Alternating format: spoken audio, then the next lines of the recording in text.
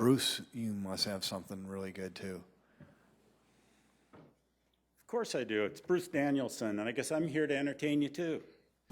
Well, good afternoon, everyone. Welcome to the January 2021 Park Board meeting, also known as Inauguration Day.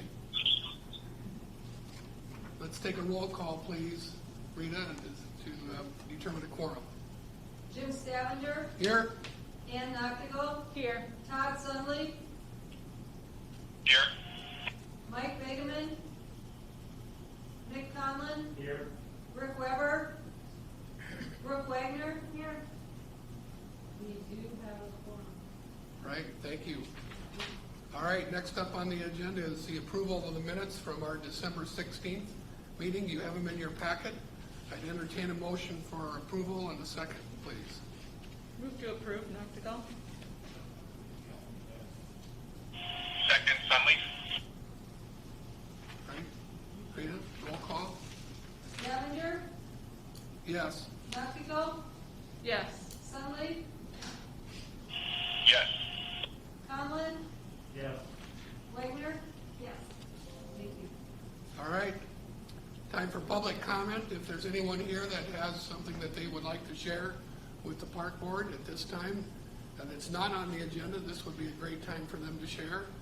If not, you can share during the agenda item. All right, we'll keep going. Report of the standing committees, marketing and public needs. We met, and everything that's on the agenda today is that we discussed is on today's agenda. In addition, we talked about the McKinnon Park Master Plan. All right, thank you. Park System Planning and Development Committee. Did they meet? Do you know if they met? You weren't able to? Okay. All right. Partnerships and Recreation, we did meet, and we talked also about the master plan, McKinnon Master Plan, and also got updates on the Tut Hill House and the municipal band. All right, item number 5. Any unfinished business? I don't think so. All right, new business. We're going to take them in order here. First up, the commemorative designation application. Mike. Thank you, Jim. Board members, I apologize for not reviewing this with you all in committees. It's something that just sort of came together here in the last week and a half. So this is an application put in by the Friends of Levitt Shell Sioux Falls to commemoratively name the concrete pad in front of the stage at the Levitt Shell to be known as the Jennifer Kirby Dance Floor. And it's in honor of Jennifer Kirby and all of her work that she did to help really champion the Levitt Shell in Sioux Falls from beginning to end. If you read the information in your packet, she was involved in the very beginning of working with the National Levitt, the City of Sioux Falls, the fundraising, and ultimately the end construction for all this. So a very important person in the development of the Levitt, and this would honor her with the Jennifer Kirby Dance Floor. Looking at placing a 18 by 24 inch bronze plaque to the front stage. The sign would read, "With sincere gratitude for her dedication and commitment to our mission, the Friends of Levitt Shell Sioux Falls dedicate this dance floor in honor of Jennifer Kirby, a board chair from 2011-2020. All costs associated with this naming would be involved with installation and maintenance would be upon the applicant. The Visual Arts Commission did review this yesterday and unanimously recommended approval. With that, staff recommends approval as well, and I believe Nancy is on the phone. We can try and answer any questions you might have.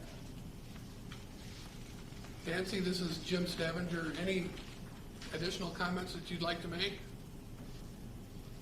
No, just we're so excited to honor Jennifer in this way, and one thing that I wanted to note is, you know, their financial contribution to this project as well as her time and energy over the years. You know, their gift is really third only to the cities. So we've got the city, National Levitt Shell, and the Kirby gift that really made this possible. So I think it feels appropriate. Board, any questions for Mike or Nancy? So this would be a recommendation of approval for the city council, looking to go before the council in February. All right. So I'd entertain a motion and a second for that resolution. Wagner? Motion by Brooke, okay. Thank you. If this is your first one, we'll let it slide a little bit. Yeah, you can work on it for the next time. Not to go. Mick second. Thanks, Mick. Okay. Scavenger? Yes. Noctigal? Yes. Sunlight? Yes.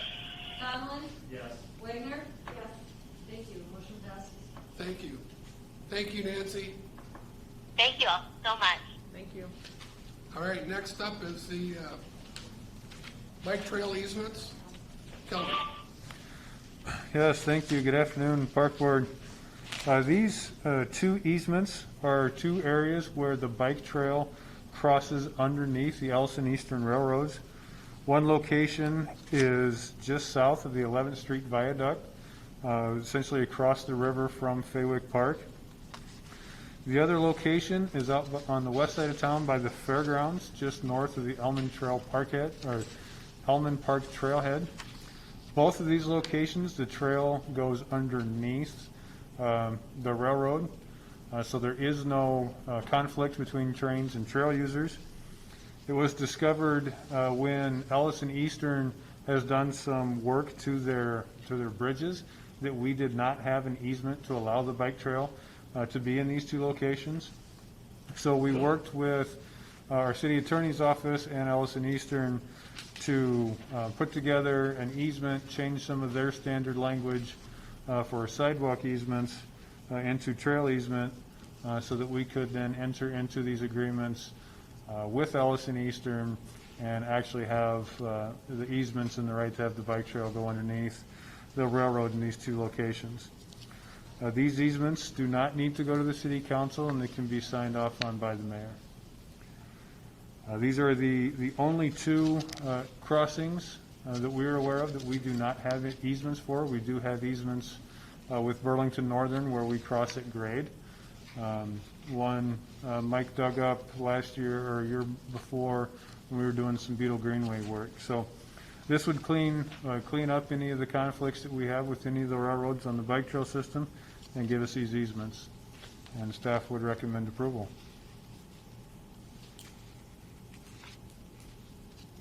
Board, any questions for Kelby on these easements?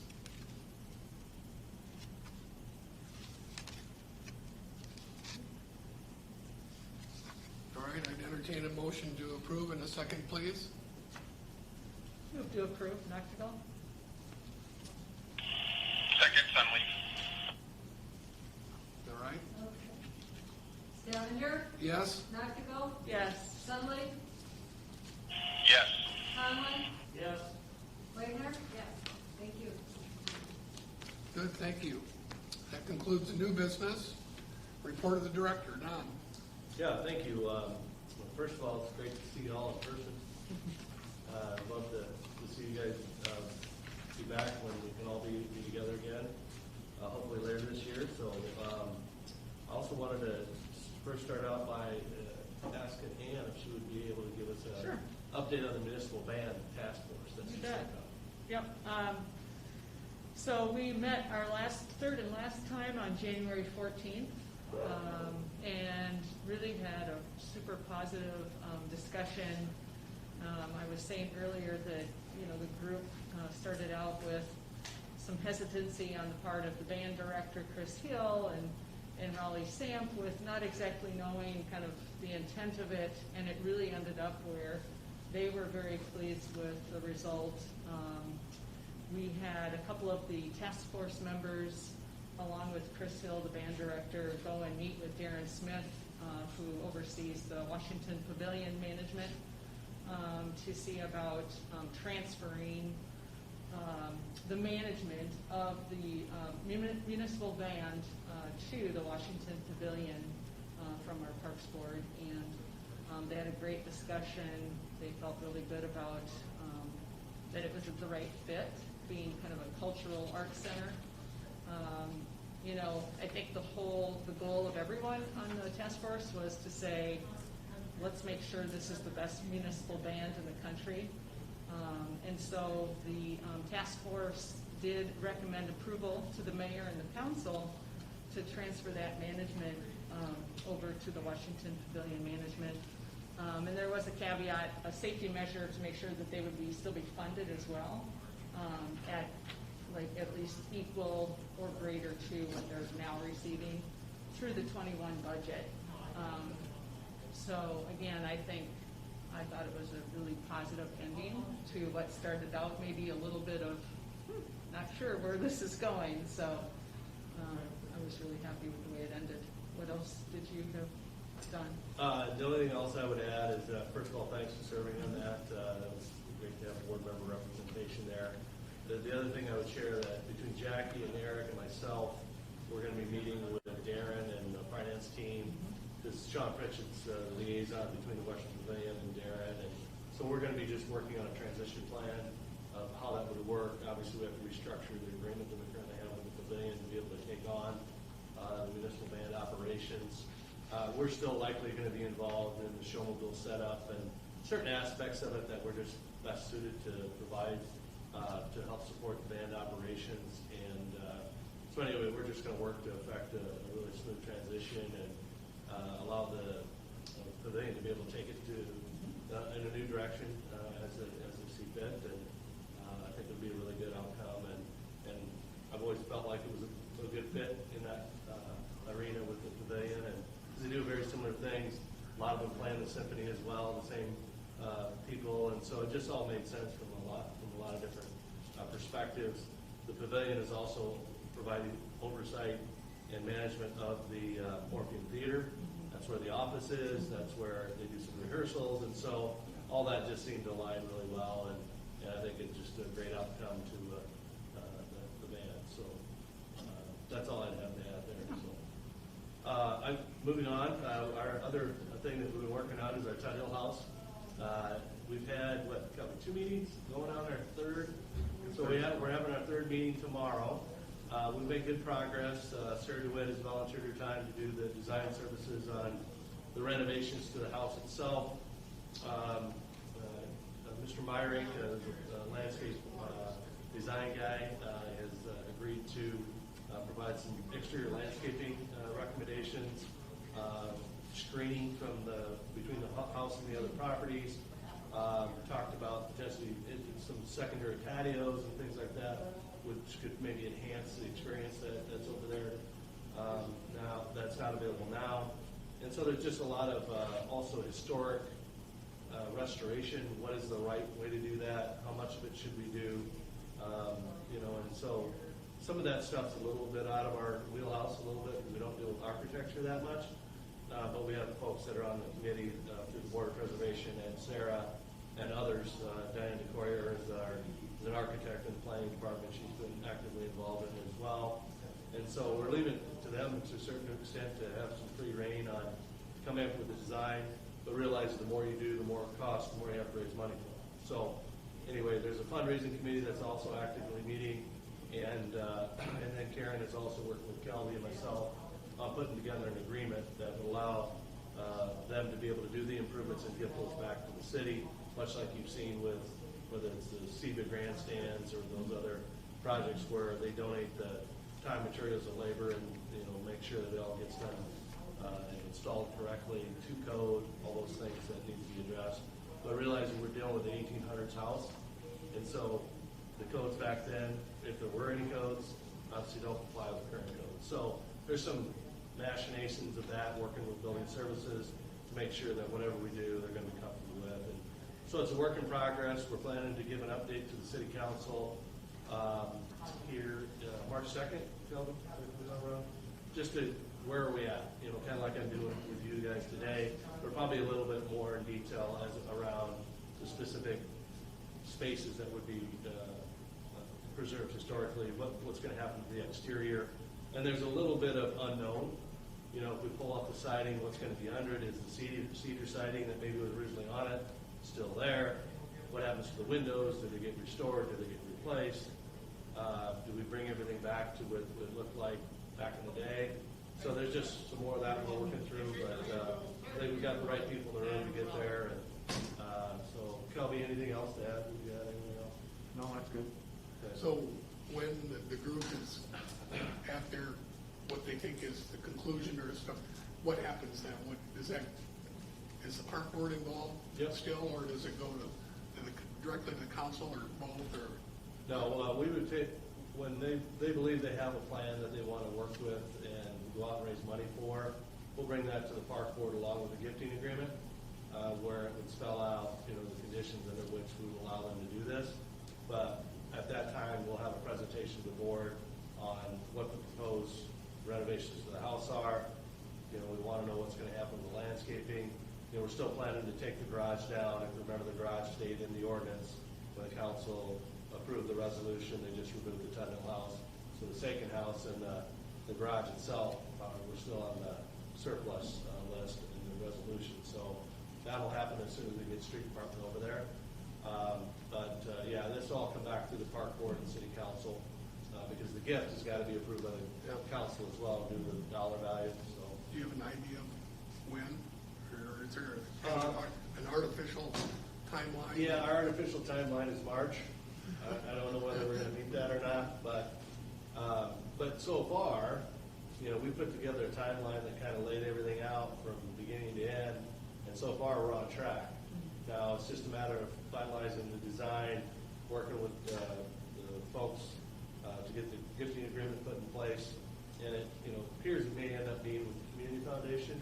That may be a source of how that gets done, but still trying to figure all that out. Or is it with another entity that would actually be responsible for the renovations of the house, which would then be gifted to the city? So a lot to work on, and Karen will help us navigate those waters. Been an interesting process. Quite a few people involved, and subcommittees are also meeting, and so. Are the homeowners still involved, or is it kind of the Yep. group? Yeah. Yeah, the homeowners pro and against are still actively involved in the dialogue and the debate as to Okay. what should happen, and so Okay. more to come. Any questions about the Town Hill House at all? Where we're at with that project? Is it a model for future things like this that come up that we could learn from, so that we could proactively get on the front end rather than going through not the pain, but the process that we went through, or was that process healthy to get us to where we are? I'll tell you when we get done. Maybe, because we're still in the process of trying to work through it, but it's, when you embark on these projects like this, that potentially are sensitive, you just don't know which direction we're gonna go. And, in this case, they weren't supportive of our recommendation, obviously, and so, but that's government at its finest, allows people to get involved. Sometimes they like what you recommend, sometimes they don't. No, there's nothing personal, obviously, it's just the process, and some things go well at the council level, and sometimes they don't. Yeah. So that's just why we have the form of government we do, so everybody has input, and the council gets to decide these particular things. Yeah. Good question, though. Public participation or enthusiasm continues to, people are sticking with it, Yeah, I would say so. It's a bit of a moving target, though, because the design hasn't been finalized, therefore the cost estimates haven't been finalized, and so we don't know whether it's a $200,000 project, a $300,000 project, a $500,000 project, because we just haven't gotten to that level of detail yet, cost estimate. but people are participating that said they would and all that kind of stuff. So Yeah, they're still actively involved. The players that you saw at the park board meeting, the city council meeting are largely still the same players, and it's been good dialogue and debate. Everybody's working together, and so pretty happy with the progress, but there's just a lot of moving parts. Carrying on there, Midco Aquatic Center, as you know, we've transitioned back to being fully open essentially as of Labor Day, and I would tell you that Jackie's been watching the numbers, and we're pretty close to being back to normal as far as the total attendance go. Actually, we had about 600-700 more over the President's Day weekend. Largely, some of that had to do with, we had some swim meets in there, but I mean, 4,000 people over the 3-day weekend, I think. Is that right, Jackie? So that's really good attendance. Our vendors are now back in. Stenslins are again serving treats for the kids and the families that go there, and so excited about getting even more back to normal. And the nice thing about it is we have a lot of positive feedback from the people that do use it. They say they feel comfortable being at the pool, and when people aren't in the pool, they have their mask on, and so they're following the protocols. And so I think, Jackie, anything more to add on that at all? Okay.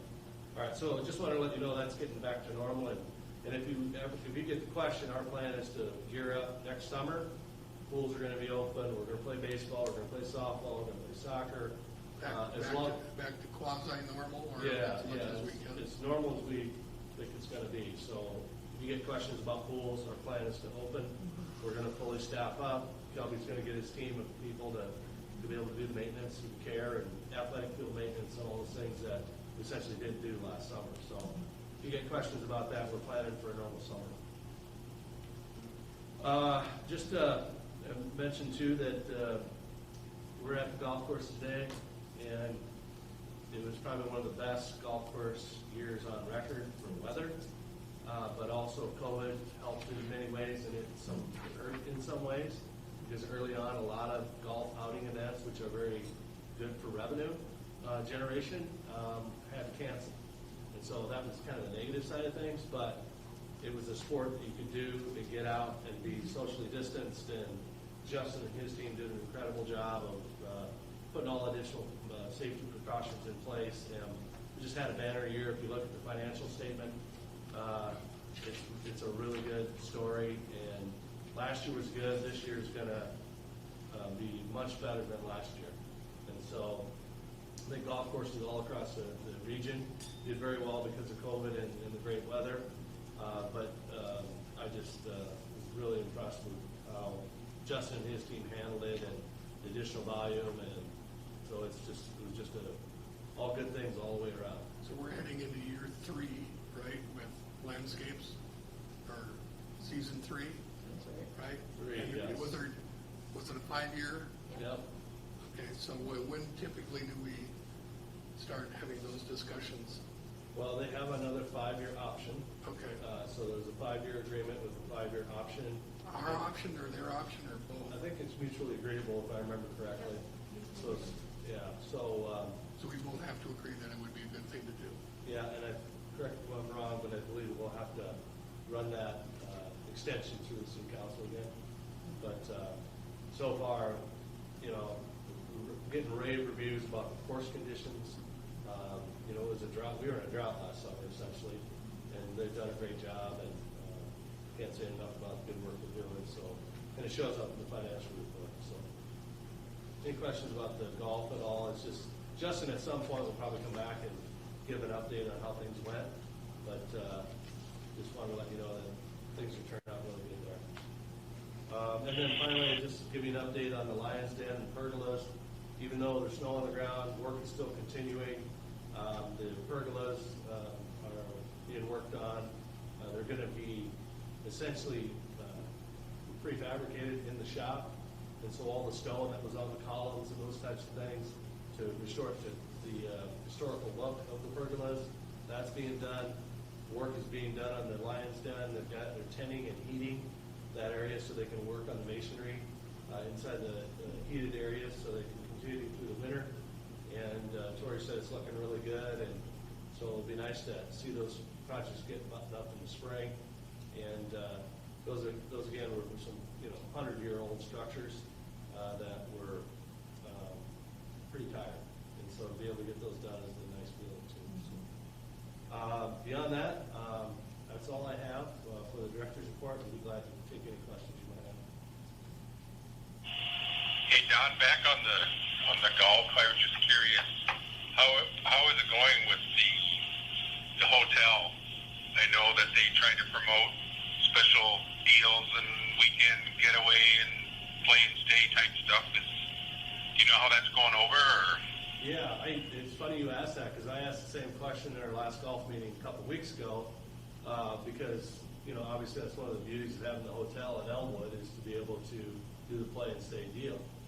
Part of the challenge is that the room vacancy at the hotel was much better this year because there weren't any concerts at the arena, you know, the Danny Sanford Premier Center, just a lot of things weren't happening, conventions, all those other things.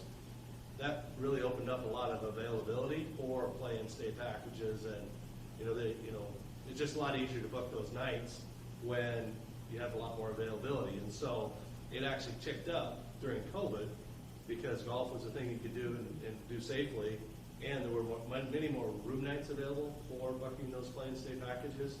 And so it'll be good for Justin to give a little more detailed report on that. But Todd, I think, I don't want to speak for Justin, but I want to say this is probably the most successful year we've had with play and stay since we opened the hotel at Elmwood. So, but we can give you more detail on that, and Justin will be able to speak to that a little better.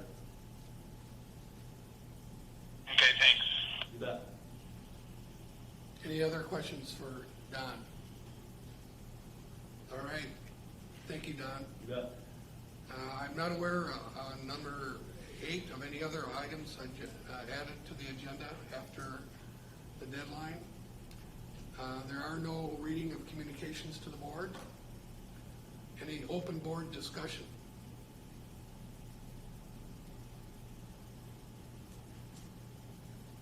Hearing none, I entertain a motion to adjourn. So moved. All right. Thank you very much, Ann. Thank you, board members. Congratulations on your first meeting, bro. Yeah, you gotta work on your.